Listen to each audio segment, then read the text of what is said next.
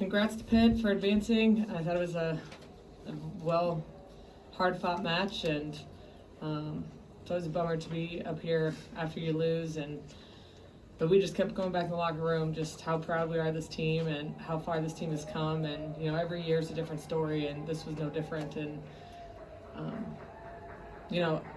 and just from the beginning of the year to the end of the year, just this team has transformed. And the saddest part is that it's the last game or last time we're gonna be all together as a group. But just really proud of what we've done to here tonight and the whole season. Coach, after those first two sets where you guys did really well, won them obviously. What did you see a change in Pitt in those final three sets especially in that? You can look at it both ways. So they started serving tougher and our passing broke down. So I think that's the storyline right there. Why do you think the passing started having a little bit, or having more of an issue? I think their serving picked up, and passing is a skill that it's very mental. So I think once it's hard to get out of a passing slump, especially in the middle of the match. But I do think we battled and we still were making plays, and it's just a couple aces changed the game here and there. Was it a plan coming into the match to use the middle blockers on the slide a lot?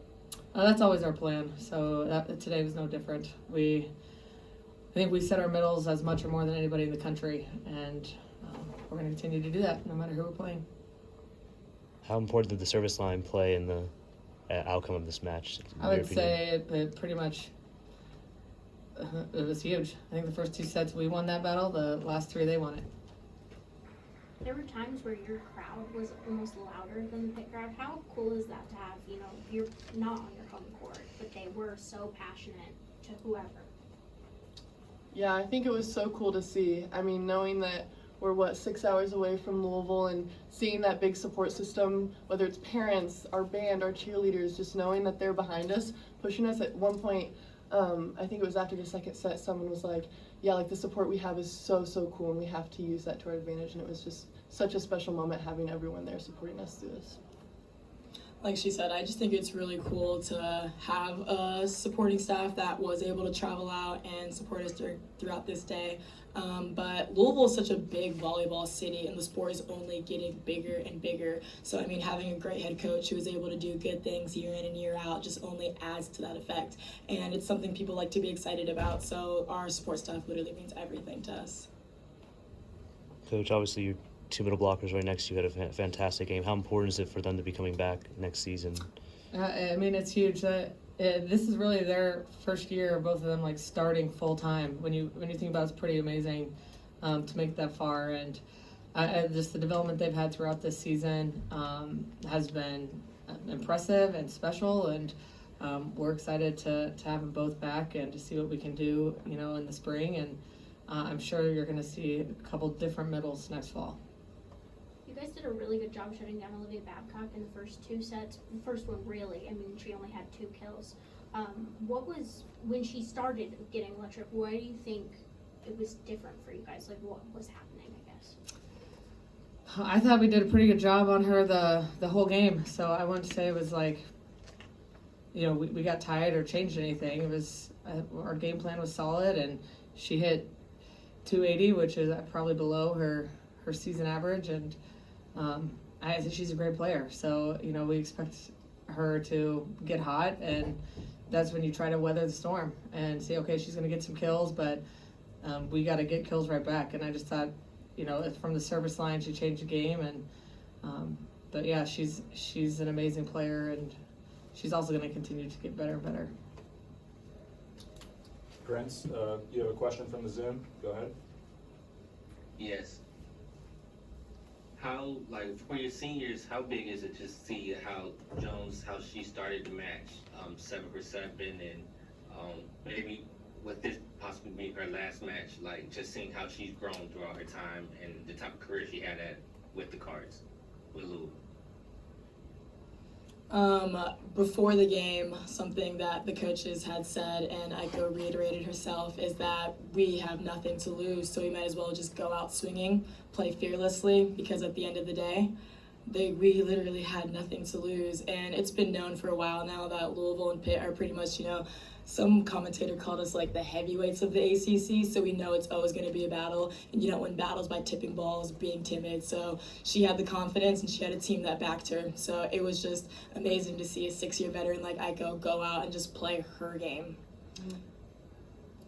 Aiko's just a really special person. So it's the city of Louisville loves her, the athletic department loves her, and it's crazy to think that she's gone because it feels like she's just she's like older than one of our assistant coaches. So we joke she's a grandma, and she's really just taken this program under her wing, and everybody in it. So it was awesome to see her play that well in game 1. I just wish we could have found a way to get her more balls throughout the match.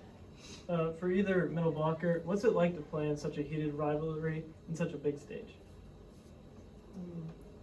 I mean, it's super cool. Like Dani said, this is mine and PK's first year really fully starting, and so it's been such a big deal, and obviously the game is so much different than what we're usually used to, but playing on such a big stage and being able to really try our best to lead our team in that way, blocking and hitting, is really cool, and we're really privileged to have that opportunity. Like Cara said, I just think it is so cool to be able to play on such a big stage. We were talking earlier about around the time both of us probably committed, we weren't really sure what kind of program Louisville was, but the time we have been here, we've been seeing Elite Eights, Final Fours, championship games, so just to be a part of that is really special, and it's really awesome, and I wouldn't have it any other way. And it's at the end of the day, it is a game, we're here to have fun, but to know that you're good at it, it just makes it even better. For all three of you, where is the line as you go into this offseason, as you prepare for next season with the Final Four in a city with which all of you are very familiar? Where's the line between putting this loss out of your mind as quickly as possible and this loss as motivation? I think we all know there's always so many things we can work on after losses and wins. And I think just taking those things, really honing in on them, and using those in the spring to be like, okay, this is what we need to work on, or okay, this is what we did great, we got to keep on doing this, use this for next fall. I think just using every situation to work on in the spring. Yeah, just going into the spring, learning how to acclimate into a new team. We are losing a group of seniors, including the Aiko Jones, so it's going to be hard. Maybe not hard, but definitely different. Not having such an experienced player around anymore, but now you have people like Cara and I, and Anna DeBeer and Elena Scott, who just know the game, know the program so well. So just us uplifting the newcomers that come around, and just as soon as we can get on the same page, the sooner we can just start doing what Louisville Volleyball does, and that's having fun and hopefully winning some more games. You guys are a really solid middle blocker duo, and Pitt also has a really solid middle blocker duo. What is the competition like when you're going head-to-head against specifically Chia and Emma? Because you guys have done it 3 times now. Mm-hmm. It's always been such a big focus to stop their middles. If we can stop their middles, okay, it closes their offense a little more. So leading up to this match, it was okay, how can we stop the middles? What can we do to outplay them, and just do our best to stop them so that it closes their offense just a little bit more. Yeah, it's I know our position is called a middle blocker, but I feel all 4 of us that were on the court today are very good offensively. So it's just how can we step up our defensive game? And like Dani said, we're one of those programs who probably sets their middles more often than anybody else in the country. And I would say Pitt does the same. So just being able to do the things that we do in practice and show out today, it makes it fun. When we play teams that don't set their middles as much, it's okay, yeah, we know outsides, right sides, they're gonna do their thing. But having the game come into the middle of the court, being able to get our hands on the ball more and just have a bigger impact, just makes it fun. I don't know. I like to touch the ball. So. Anything else for Coach or student athletes? Thank you.